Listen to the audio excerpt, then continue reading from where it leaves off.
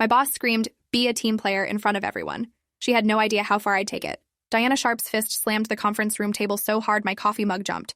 23 people stared at me while she stood there shaking with rage, her manicured finger pointed at my chest like a weapon. I'd just presented my quarterly report showing I'd closed 4 major accounts solo, and apparently that was her breaking point. "Be a team player, Nora," she screamed, spit flying across the mahogany. "For once in your miserable career, learn to be a goddamn team player." My coworkers looked at their laptops. Jeremy from accounting literally ran out claiming a bathroom emergency. I set my mug down slowly, smoothed my blazer, and smiled the warmest smile I could fake. "You're absolutely right, Diana. From this moment forward, I'm going to be the best team player this company has ever seen." I had no idea what I was about to unleash, but neither did she. That Friday night, I stayed until midnight rebuilding my entire workflow around one principle: radical transparency. I created spreadsheets tracking every project, every decision, every meeting for the next 6 months, color-coded by urgency.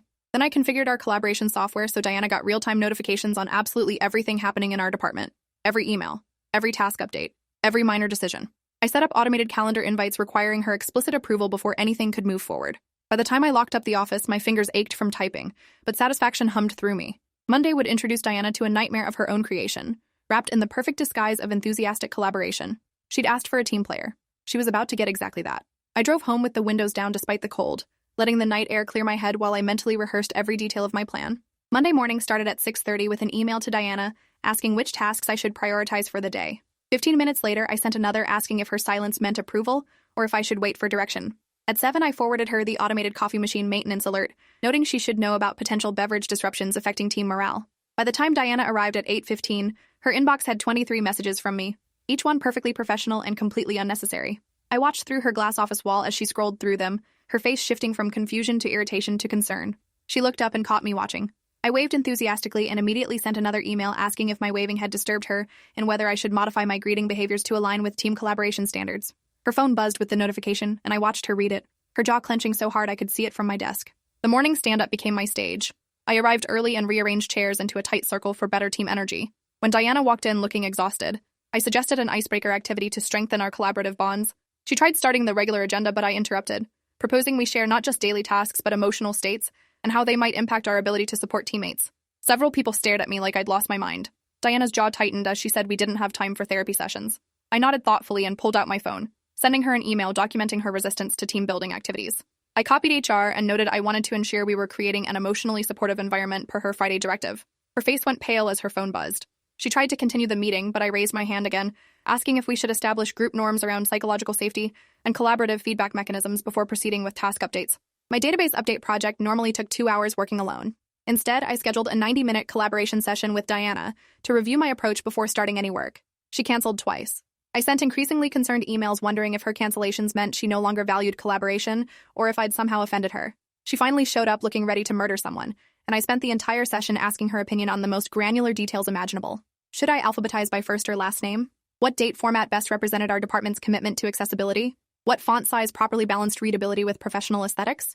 Every time she told me to use my judgment, I looked wounded and reminded her she'd explicitly told me to stop working independently. Surely she didn't want me ignoring her directive after only 3 days? Her eyes started twitching. I took detailed notes on every answer she gave, reading them back to confirm I'd captured her guidance accurately. The emails multiplied exponentially.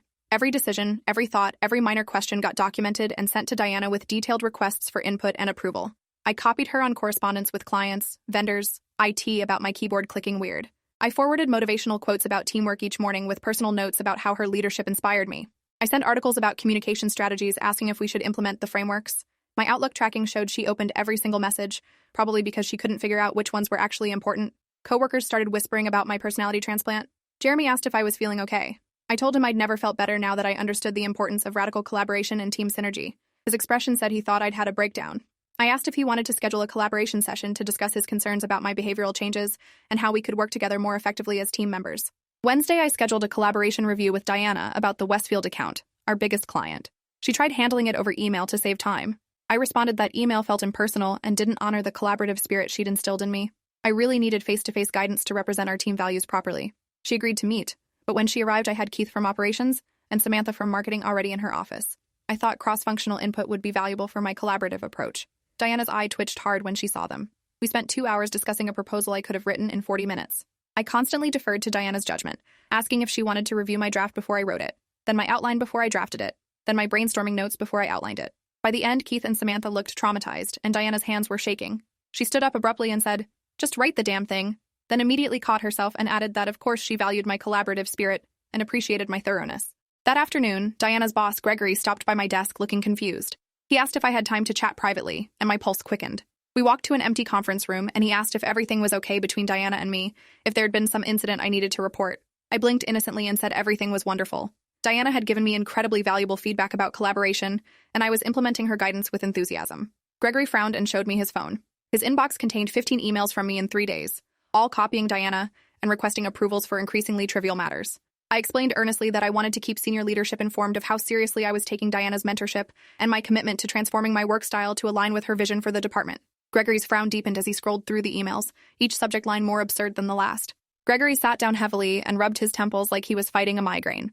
He said while he appreciated my enthusiasm, maybe I was taking things too far. Perhaps I could use my own judgment on minor decisions rather than involving management in every single choice. I nodded thoughtfully and asked him to clarify exactly which decisions required collaboration versus which I should handle independently. Could he provide that guidance in writing so I could reference it when determining appropriate escalation protocols?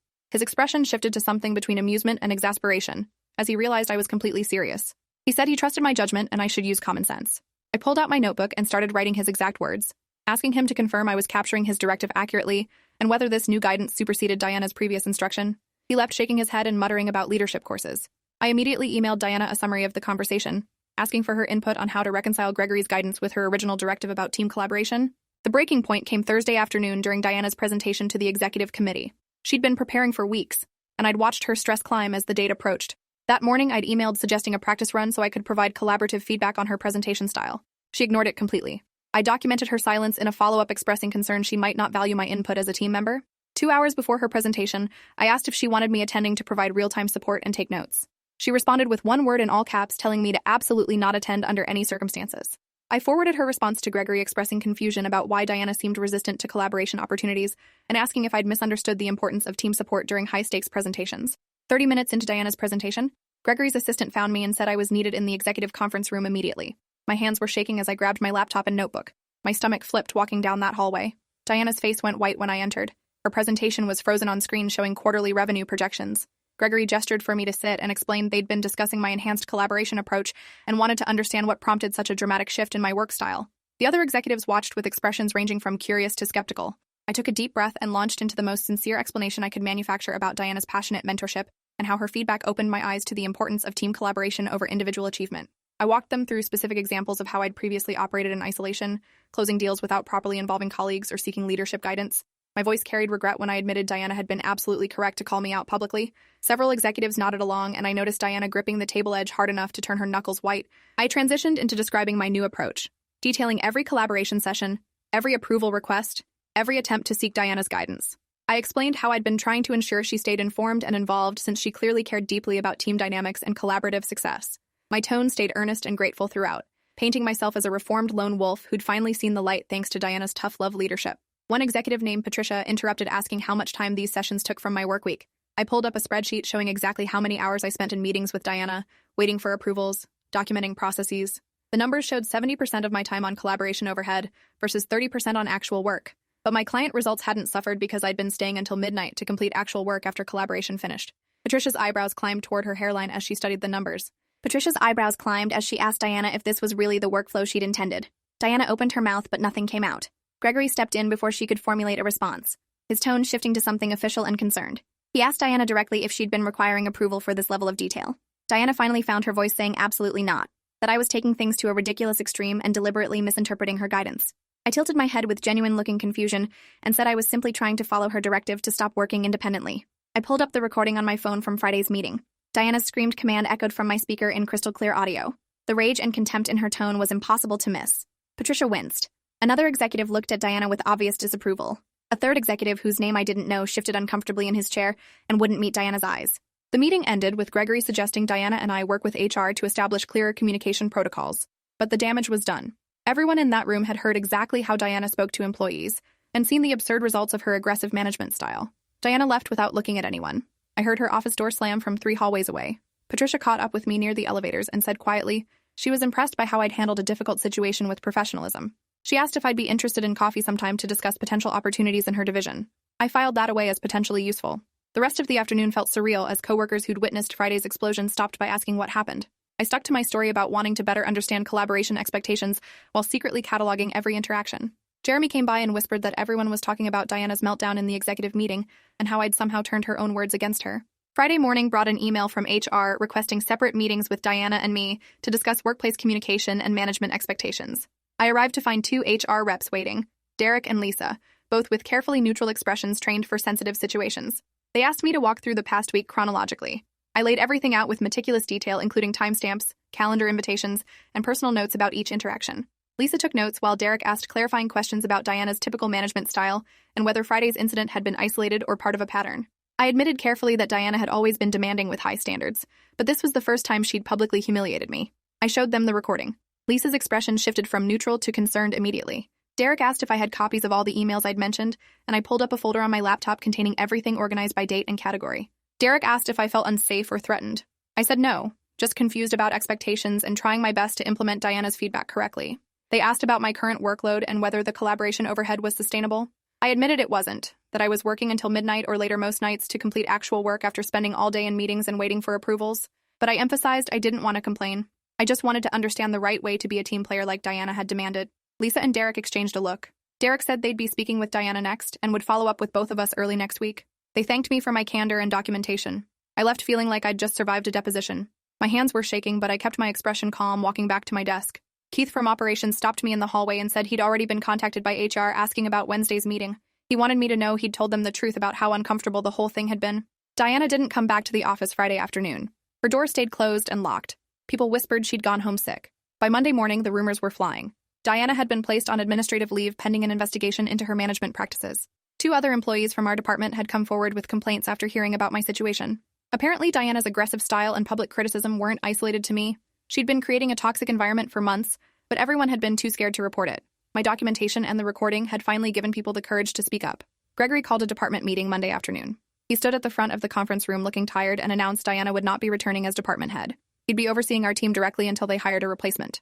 The room erupted in whispered conversations.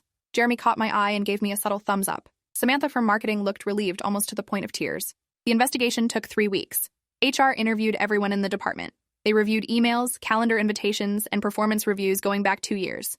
A pattern emerged of Diana publicly berating employees, demanding impossible standards, then criticizing people for not meeting expectations she'd never clearly defined. My malicious compliance had exposed something much bigger than one bad interaction. It revealed systemic management failures and a culture of fear she'd been cultivating. On a Wednesday in late November, Gregory called me into his office. He closed the door and gestured for me to sit. His expression was hard to read. He started by saying the investigation had concluded and Diana's employment had been terminated. Then he paused, studying me carefully before continuing. I kept my face neutral, but my heart was pounding so hard I was sure he could hear it. Gregory said he wanted to be very clear about something. He understood I'd been responding to hostile management and poor leadership. My documentation had been valuable in revealing serious problems. However, he also recognized my approach had been calculated and somewhat manipulative, even if justified. He appreciated my thoroughness but suggested that in the future, if I had concerns about management, I should come directly to HR or senior leadership rather than employing guerrilla tactics. He wasn't criticizing me, just offering guidance for future situations. I nodded, keeping my expression neutral while inside I was screaming that Diana had left me no choice. But I understood what he was really saying. They knew exactly what I'd done. They'd let it play out because it exposed Diana's toxicity, but I shouldn't mistake their inaction for approval of my methods. Gregory leaned back in his chair and asked if I understood what he was telling me. I said yes, clearly and directly, and thanked him for the guidance. Then Gregory's expression shifted to something warmer. He said Patricia from finance had formally requested I transfer to her division. She was impressed by my client results, my documentation skills, and my ability to navigate difficult situations professionally. The position would be a promotion with a significant raise. He asked if I'd be interested. I managed to keep my voice steady, saying yes, absolutely. Gregory smiled and said he'd have HR draw up the paperwork. I'd start in Patricia's division after the holidays. As I left his office, the weight of the past month crashed over me. I'd won, but it felt hollow somehow. Diana was gone. I was getting promoted. Everything had worked out exactly as I'd planned, but I couldn't shake the image of her face in that executive meeting, realizing her own words and actions had destroyed her career. I walked back to my desk in a daze, barely registering Jeremy's excited congratulations about my promotion. My last 6 weeks in Diana's former department were surreal. Nobody knew quite how to act around me. Some people treated me like a hero who'd taken down a tyrant. Others kept their distance like I was dangerous, someone who'd weaponized company policy to destroy a manager. Both perspectives were partially true. I'd seen an opportunity when Diana screamed at me, and I'd exploited it ruthlessly. The collaboration performance had been deliberate psychological warfare dressed up as eager compliance.